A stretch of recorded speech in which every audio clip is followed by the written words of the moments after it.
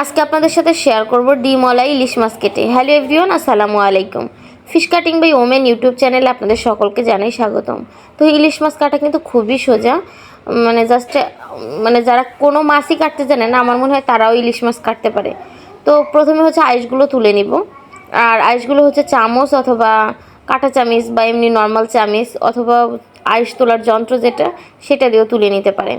তো তুলে নিয়ে তারপর হচ্ছে আমরা মাথাটাকে কেটে নিলাম, আর হচ্ছে লেজের কিছুটা উপর থেকে কেটে নিয়েছি।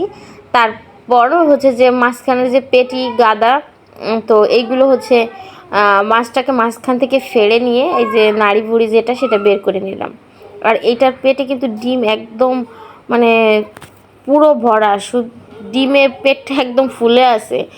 তো ডিমওয়ালা ইলিশ খেতে কিন্তু খুব মজার, আর এভাবে কিন্তু পেটের মধ্যে ডিম রেখে, ডিম আজকে বের করব না, তো ডিম হচ্ছে রেখে যেভাবে মাছটা কাটবেন। তো অনেকে আছে যে শখ করে ইলিশ মাছ কিনে আছে, অনেক ভাইয়ারা যারা প্রবাসে থাকে বা ব্যাচেলার আছে তারা শখ করে ইলিশ মাছ কিনে আনছে, ডিম পেটের মধ্যে রেখে কিভাবে হচ্ছে ইলিশটা কাটবেন তো এইভাবে কাটতে পারেন। আবার অনেক বড় বড় পিস করতে চাইলে ওই পিঠের মাছটা প্লাস কোলে মানে পেটির যে মাছটা মিলিয়ে আপনারাও কাটতে পারেন।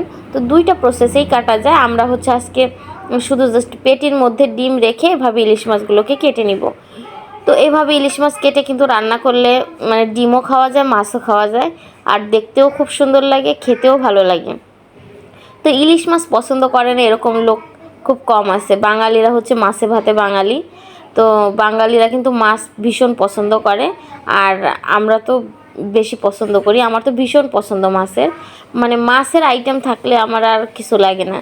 তো মাছ আমার এত পছন্দের। তো যাই হোক, তারপর ছোটো মাছ কিন্তু আমার বেশি পছন্দের। তারপরে ইলিশ মাছ তো সবারই পছন্দের তালিকায় তো ইলিশ মাছ নাই এরকম লোক খুব কম আছে। তো এই যে কিন্তু আমাদের পেটির মাছগুলোকে কেটে নেওয়া হয়ে গেছে। এখন হচ্ছে পিঠের মাছগুলোকে কেটে নিব।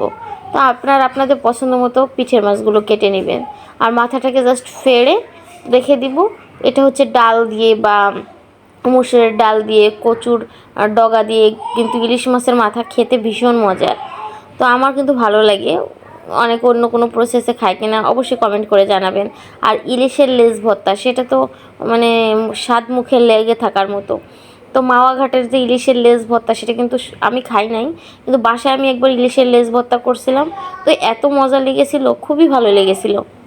তো ইলিশের লেজ ভর্তা কীভাবে করবেন, তো সেই ভিডিওটা দেখতে হলে আমার এর সঙ্গে একটা ফিশার চ্যানেল আছে, fish cutting lifestyle by Sonia YouTube channel, সেই চ্যানেলটা আপনারা ভিজিট করে আসতে পারেন।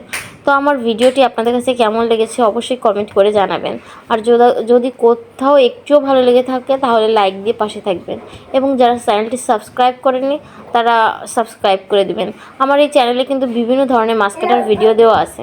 তো আপনারা কোন ধরনের ভিডিও দেখতে চান সেটা কমেন্ট করে জানাবেন, তাহলে সেই ধরনের ভিডিও অবশ্যই তৈরি করব। তো আর এই যে লেজের এখান থেকে হচ্ছে এভাবে করে কেটে নিব। এখানে কিন্তু একটু কালো থাকে, মানে সবাই গ্রামে আমাদের মজা করে বলে এখানে নাকি কয়লা থাকে, তো এই জন্য কিন্তু আমি এটা ফেলে দিই। আর মাছটা কিন্তু আজকে আমি কাটিনি, আমার শাশুড়ি মা কেটেছে। তো আমি হচ্ছে পাশাপাশি ভিডিও করেছিলাম। তো শাশুড়ি মানে সবসময় তো আমিই কেটে দেখাই, আজকে শাশুড়ি মা কাটলো, তো আমি হচ্ছে জাস্ট ভিডিওটা করলাম। তো যাই হোক, তো সবাই ভালো থাকবেন, আর আমাদের জন্য বেশি বেশি করে দোয়া করবেন, আর ভিডিওটি শেয়ার দিবেন যাতে অন্যরাও দেখার সুযোগ পায়। তো মাছ কাটা রিলেটেড যত ধরনের ভিডিও আছে আমার এই চ্যানেলে পেয়ে যাবেন।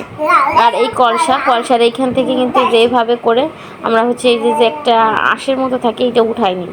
তো এভাবে করে কিন্তু আমার এখন মাছ ধোয়ার পালা। তো মাছ কীভাবে নর্মালি ধুবেন সুন্দর করে ইলিশ মাছ সেই ভিডিওটাও